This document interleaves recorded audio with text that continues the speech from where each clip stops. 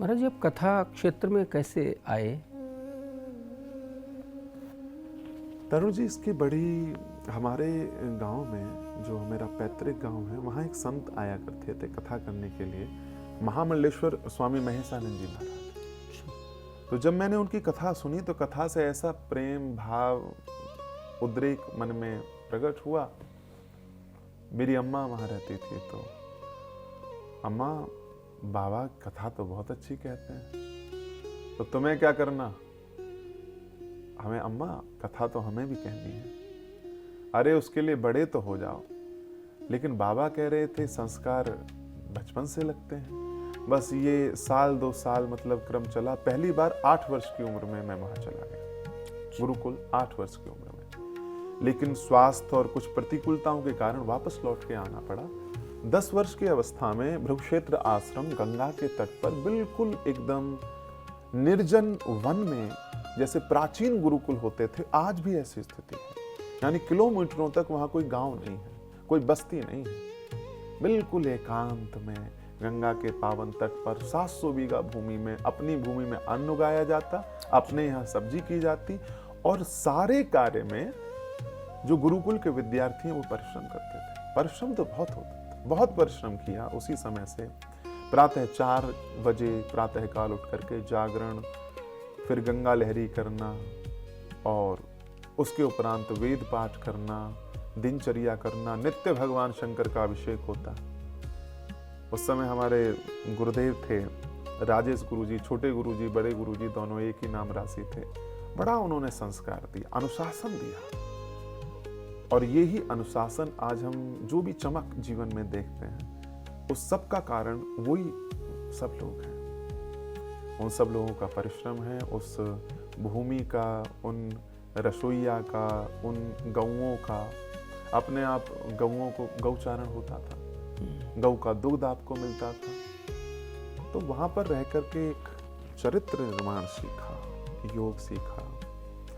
वहीं से शरीर स्वस्थ हुआ, मन की दुर्बलताएं दूर हुई, और एक सशक्त चरित्र उभर के आया। तो उस सब में वो भृगुक्षेत्र की भूमि का बड़ा योगदान है। उसके बाद फिर श्रीधाम वृंदावन में मैं और हमारे 4 मित्र थे, बटुक ब्राह्मण, श्री संजीव जी, मनोज जी, सचिन जी, गिरिराज जी। तो हम सब लोग फिर वृंदावन धाम में पढ़ने के लिए आए। और उस समय 6 रुपए जेब में थे। अरे 6 रुपए, और ये पता नहीं था कहाँ जाएंगे, किस आश्रम में ठहरेंगे।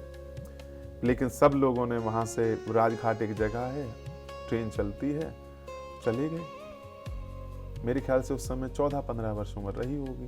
वृंदावन पहुँचे, कोई पता ठिकाना कुछ नहीं था। लेकिन मित्रों ने तो वापस आने का ठाना।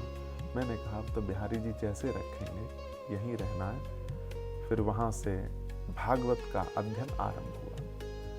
शिवकर्ण पांडे गुरुजी के द्वारा भागवत अध्ययन किया। पैदल जाते थे, जो बन पड़ता था वही आश्रम में, आश्रम की सारी सेवा शुश्रूषा विद्यार्थियों को ही करनी पड़ती है, वो सब करना, और फिर विद्या अध्ययन करना। कभी भी पढ़ने में प्रमाद नहीं किया, अध्ययन में प्रमाद नहीं किया। और एक बात जीवन में समझ आ गई थी कि तुम्हारी जीवन को संभालने वाले तुम ही हो, कोई दूसरा तुम्हारी मदद नहीं कर पाएगा। ये बात जल्दी समझ ली थी। तो उसका अच्छा प्रभाव ये हुआ कि फिर आगे बढ़ते चले गए, बढ़ते चले गए।